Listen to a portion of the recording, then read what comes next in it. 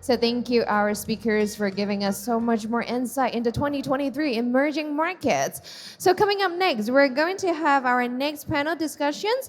And this time, we're going to talk about blockchain marketing, shaking up the game with trending strategies.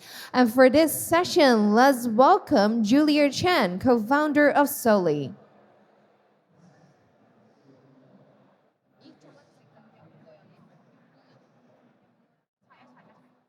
And next, let's welcome Brad Hornant, Web3 leads Accenture. And next, we have Paul Tmokant, partner BDC Consulting. And Paul can be seated, and so that we'll be having the pictures right on top of us. All right, and last but not least, let's welcome our moderator, Ethan Pierce, Director of Crypto Assets Institute. Am I saying it right? You were amazing. Thank you. Thank you, Ethan. Love it.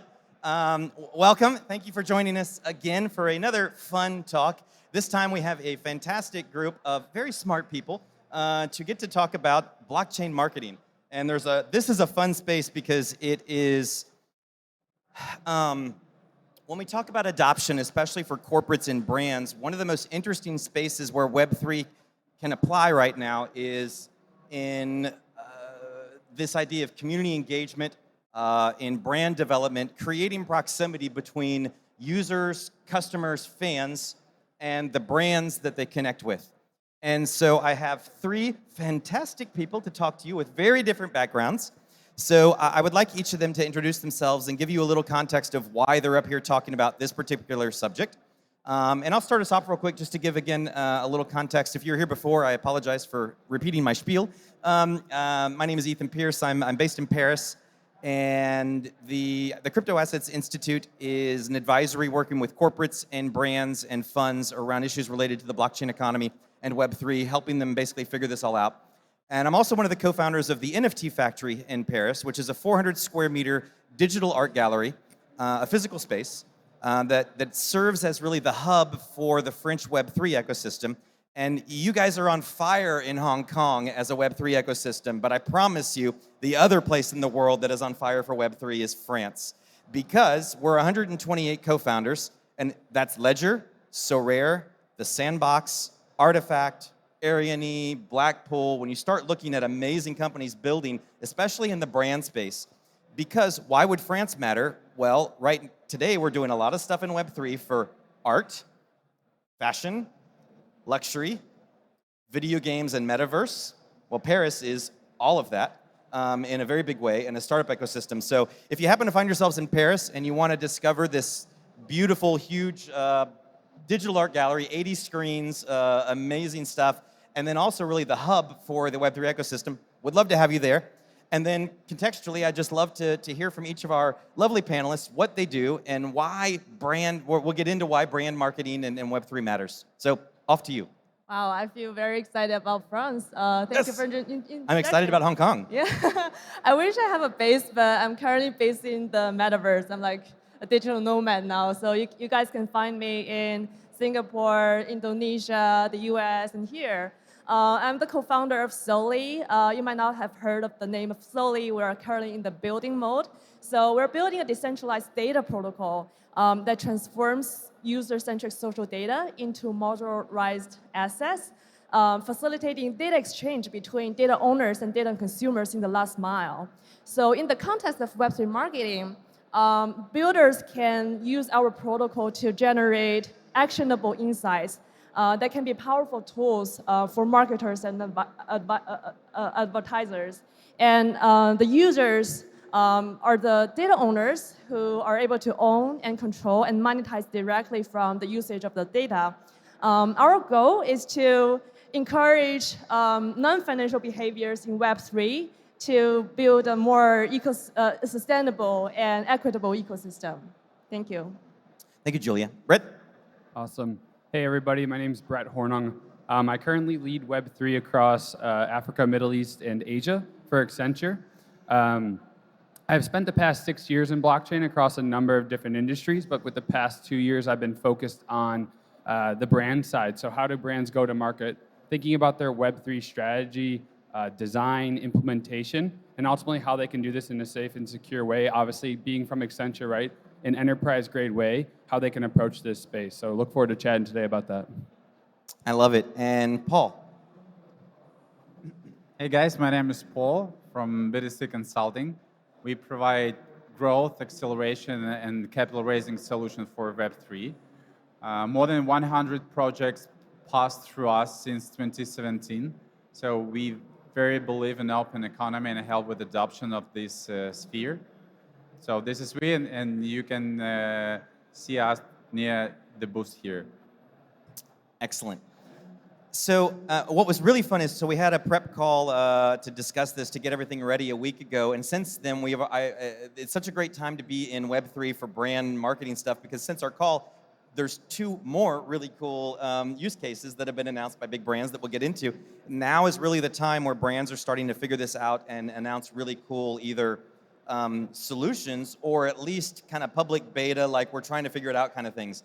It's a really fun space, and so to kind of walk us into what do we mean when we talk about marketing in Web3, especially for brands, maybe just like your 20, 30-second definition of what you think Web3 and marketing means, just to hear your different perspectives.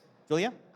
Sure. I think one perspective thinking about Web3 marketing is to build ownership economies. I think Web3 enables certain level of democracy by giving users a stake in the success of an ecosystem.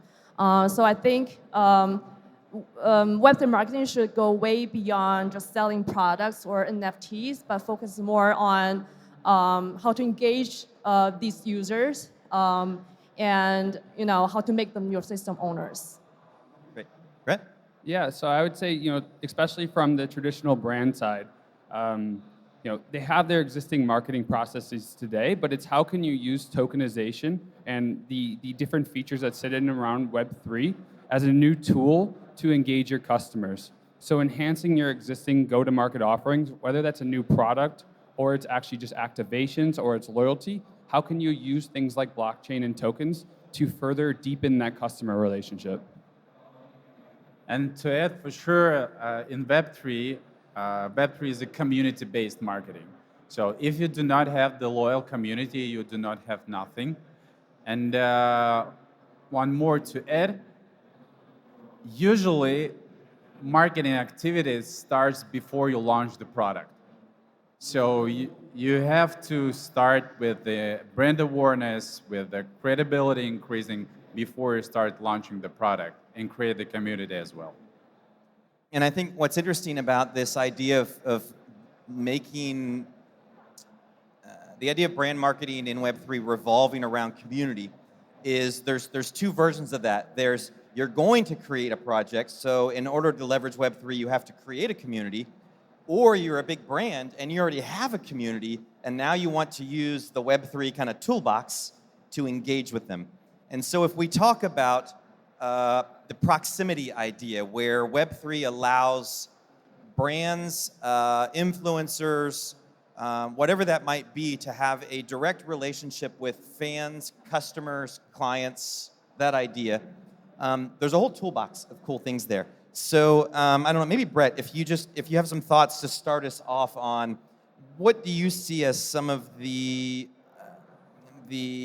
ways, the reasons, but also then the reason is also kind of the tool of how brands are going to be able to do what you've all 3 just said.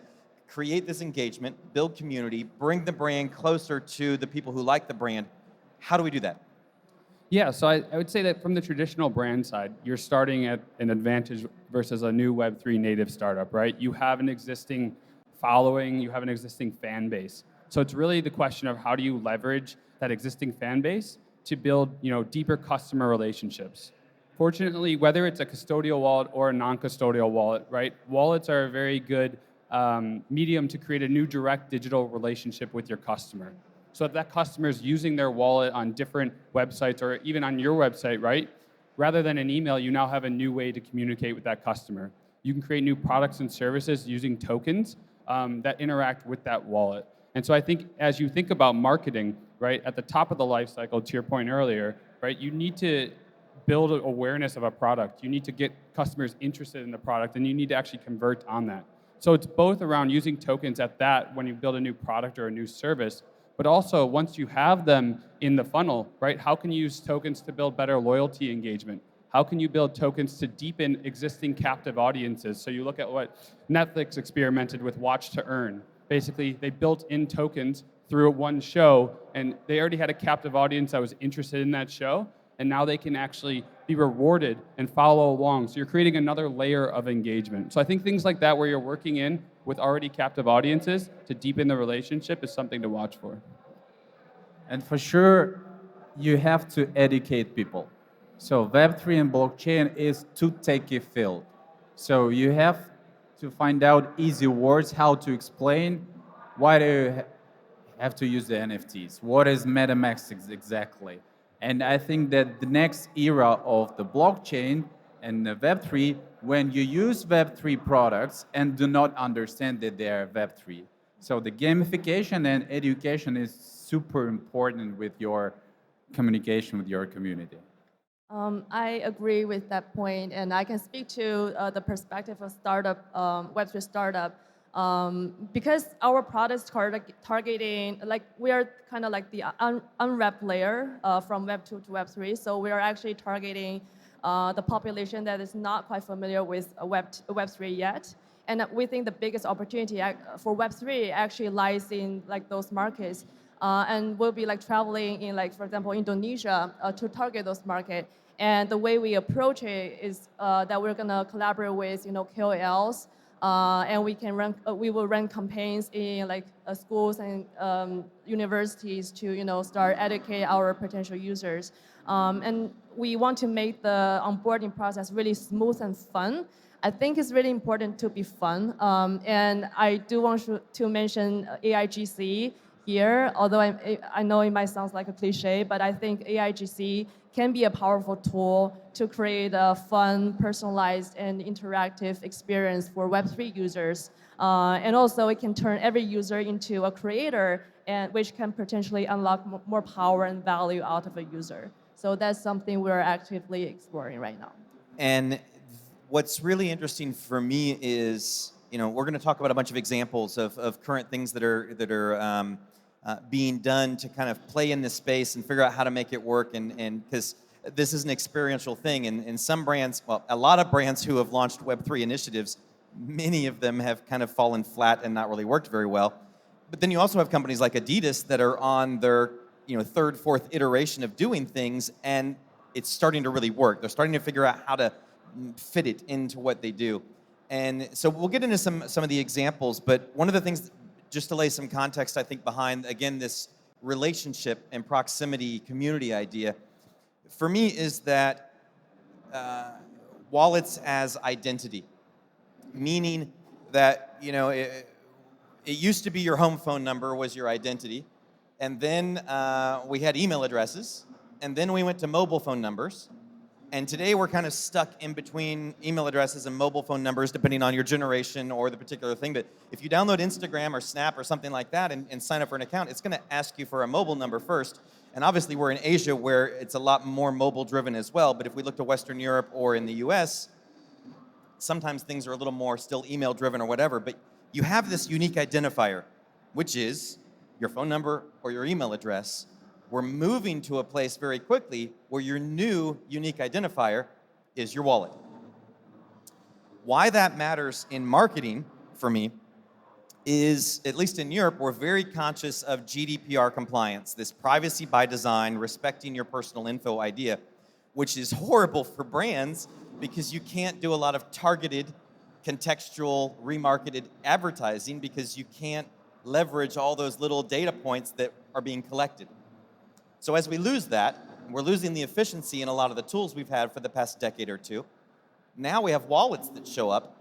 Why is that really cool for marketers? Because you're self-identifying. So I really like New Balance. So if I have an NFT that goes with my New Balance that I'm wearing, I can go into the New Balance store, and maybe it's a loyalty NFT, or maybe it's the actual digital twin NFT that matches these particular sneakers.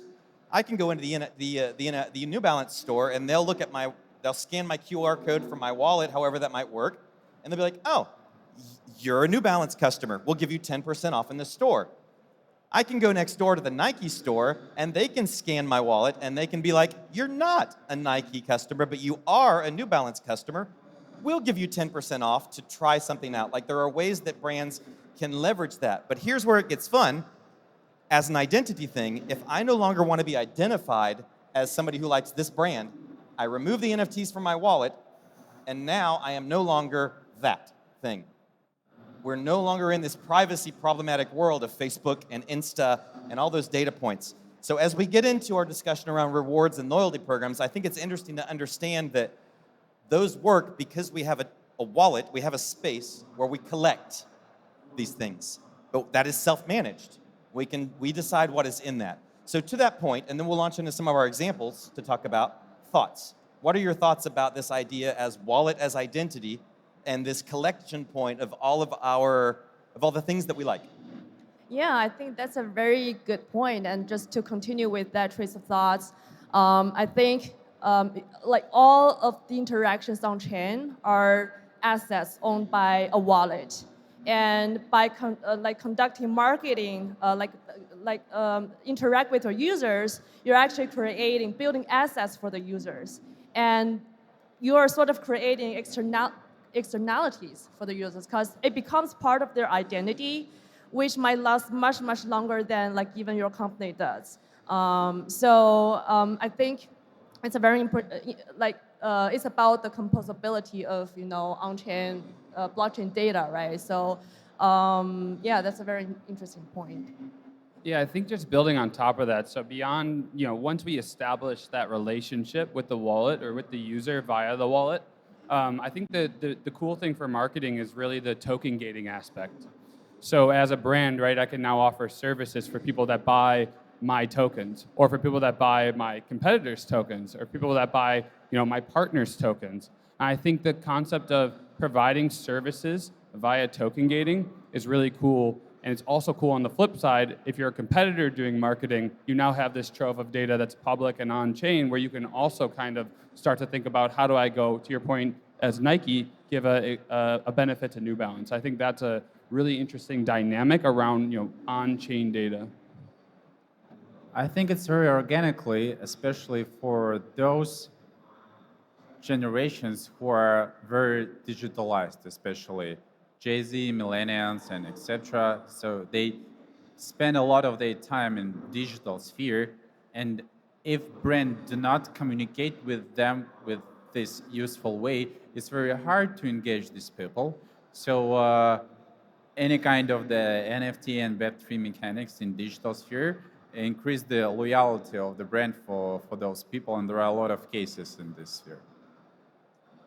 So to look at our first example then, one of the ways that a lot of, I think, Web3 adoption is going to happen is obviously when people have no idea they're actually using Web3. So I'd like to talk about Starbucks Odyssey and their new rewards kind of loyalty program that they're building around the journey of being a Starbucks customer.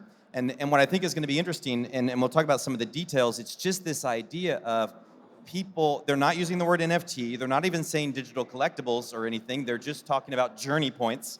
This, you're doing stuff and you're earning points for doing it. It's just rewards. You already understand that when you buy that coffee, you get some points, or when you fly on Cathay or Air France or whatever, that you're earning miles or points.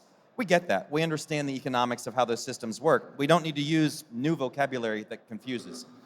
So Brett, because I know this is one of the examples that you're very passionate about and very, very interested in, explain Starbucks Odyssey, what they maybe want to do and why you think that's so important it's not rolled out fully, but as a first test and then eventually as their rewards program. Yeah, so from what I understand, right, Starbucks has a very famous loyalty program, right? So the very successful historically loyalty program. So it's a big step that they're taking this to, go to market to their customers with these rewards. And it's a standalone system separate to their existing loyalty program, right? But what they're testing out is rewarding customers for doing things that they do anyways. But how can I create what I mentioned earlier, right? You have a captive audience already. How can I add another layer of engagement And they're doing this through token-based rewards. And so I think that's important. And to your point, right, too often, I think in Web3, we probably build experiences that are very Web3 driven and maybe not user driven. And what Starbucks has done is they've really focused on the end user. So they're focused on this concept of building products as tokens rather than tokens as products. And that's super important. And I think you're starting to see a lot more brands experiment with loyalty programs in a similar manner.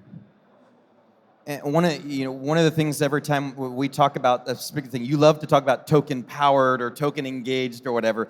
And for you, Julia, your thought was also that you don't need to necessarily have a huge community for tokenization to matter. You can be working with a smaller audience, but you can create more value with that targeted audience.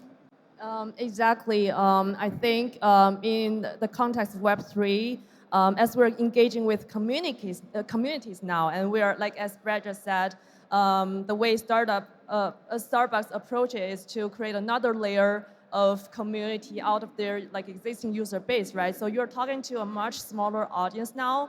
I think the key point is how to identify these how to develop a non-transactional relationship with the users that you identify as high value. Yeah. Any other? Okay. Jump in, because these examples, I definitely want all of you to we could talk about Starbucks Odyssey for hours, so we can really explore that even more if we want to. There's a bunch of examples that are really interesting, I think, in this space. But I love the fact that Starbucks, which has, its loyalty program is very important to its bottom line financially. The fact that they're experimenting with changing that means they see a value proposition that's very interesting in Web3. Why? I really think it's at the bottom of the customer marketing life cycle. They see an opportunity to keep people in the funnel, right? So they already have their products and services. They're not launching new products and services per se. The rewards are experience-based, or you might get a traditional product, but it's not like they're using tokens as a way to fundamentally change their existing business. They're using tokens as a way to enhance it. And that's the beauty of tokens, is I think it's enabling not just new business models, but a way to improve your existing business models and act as a complement to them. When we look at then another huge announcement in the past 2 weeks that could matter a lot in this space is Salesforce, which is everybody's friendly, marketing omniscient thing of just knowing everything about a customer base and being able to leverage that through all the different tools they propose to brands, has rolled out an NFT toolbox. And one of the programs that you mentioned, more than instead of loyalty, but more on membership, is Scotch and Soda. Is there any, so Brett, I know that was another example that you brought up, that if you want to explain that a little bit, but also, Paul, if you have any versions that you want to jump in on, I want to definitely hear from you as well. But it's interesting to see the tool companies are now starting to lay out there here, and I have a couple more examples of, we're starting to see the stuff that everybody else is going to leverage show up. And so Salesforce is a big announcement for that. But Paul? I love what Salesforce done, because this is the way when you use Web3 and do not understand that you use Web3. Because every B2B business is familiar with Salesforce and other Web2 CRMs. So for them, it's very useful interface.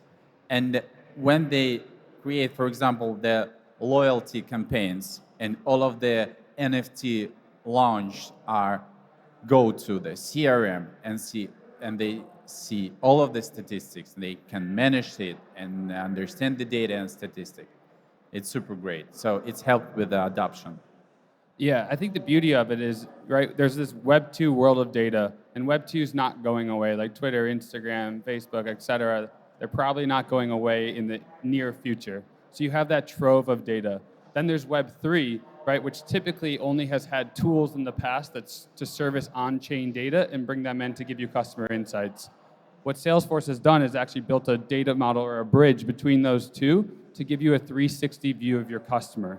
And that's super important because now you're not managing your customer in two different places. You have one enterprise CRM, you're interacting with your customer, whether it's through email or it's through some kind of token drop or some token-based loyalty, right? It's allowing enterprise and the big brands, but also startups to come into this space and have a tool that allows them to actually engage and interact with their customer.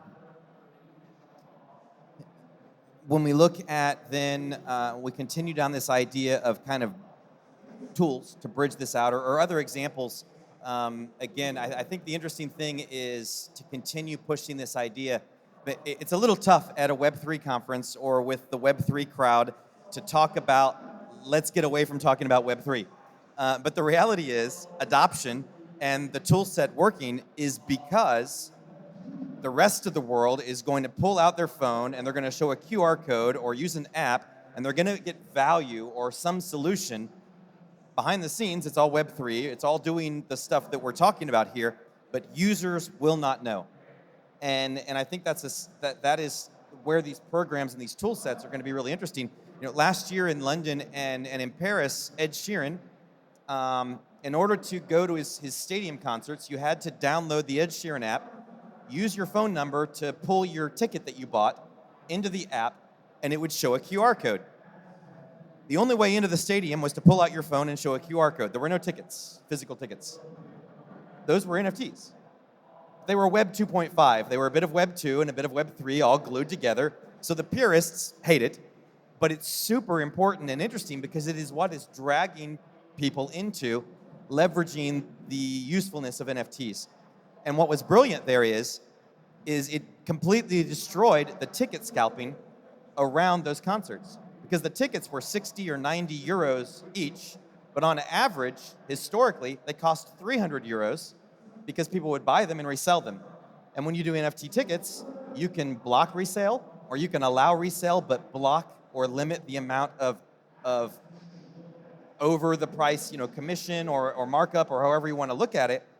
And that created a really fascinating situation where now the artist isn't seeing someone else make a lot of money that isn't coming into their pocket, but more importantly, that fans are getting charged an exorbitant rate.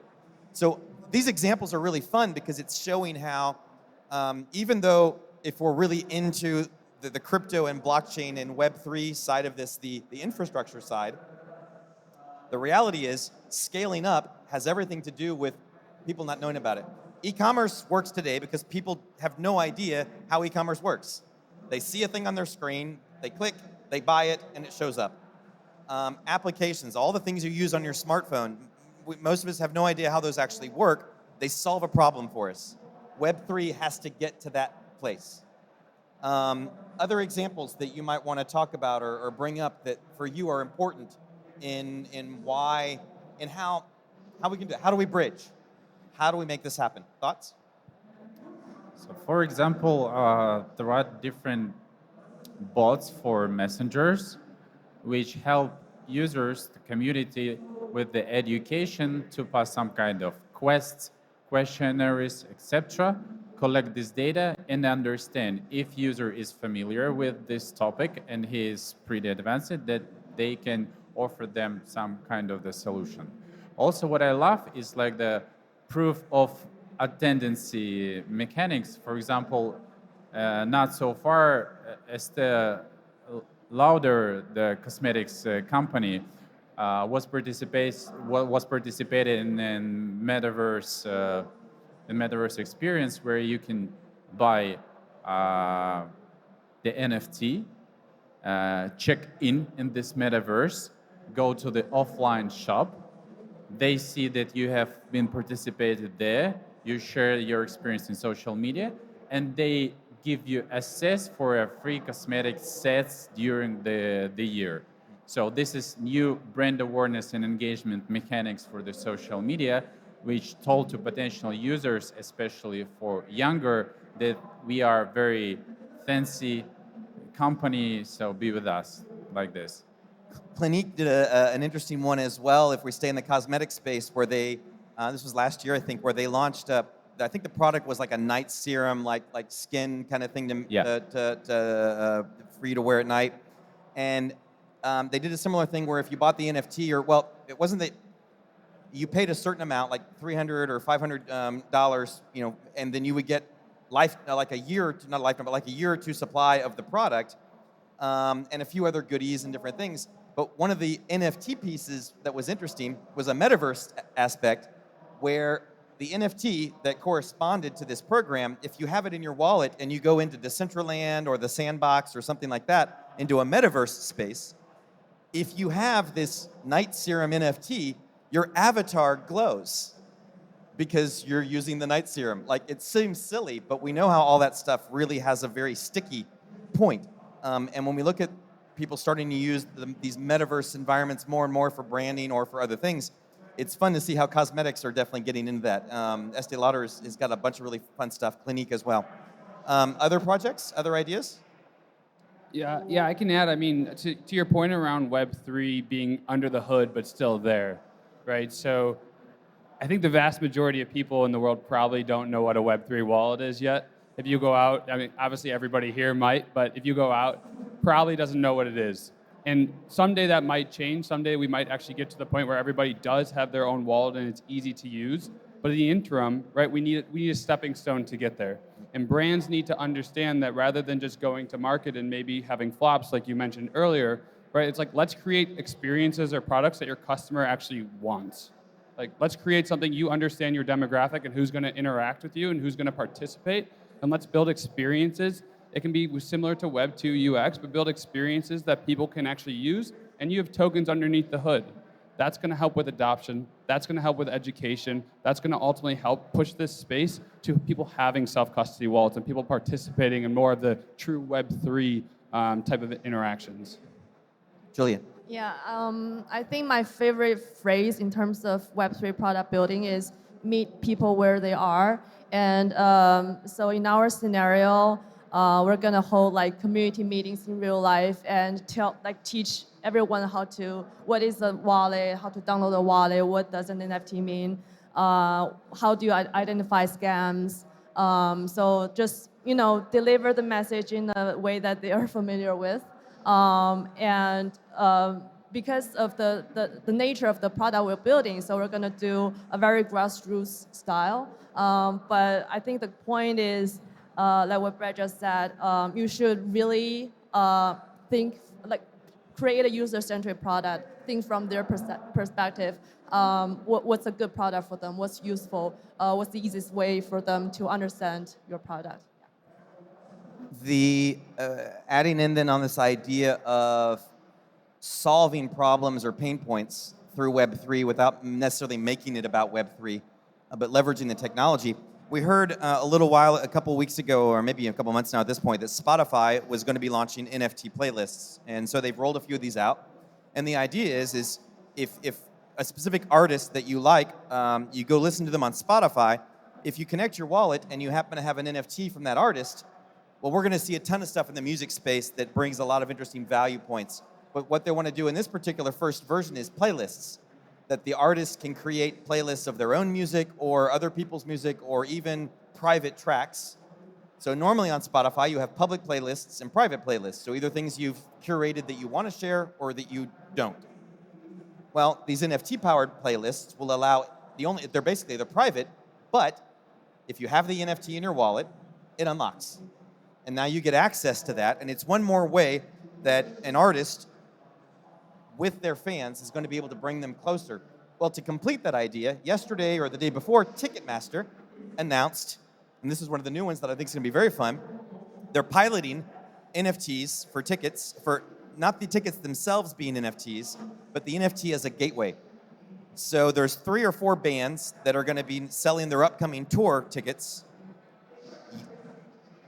through Ticketmaster as always, but what's going to happen is, if you're a fan of the band, you're going to be able to pick up one of their NFTs on their website or in their Discord or wherever their community is. So you've got an NFT that shows that you're a fan already of this group. Maybe you bought it, maybe they gave it to you, whatever.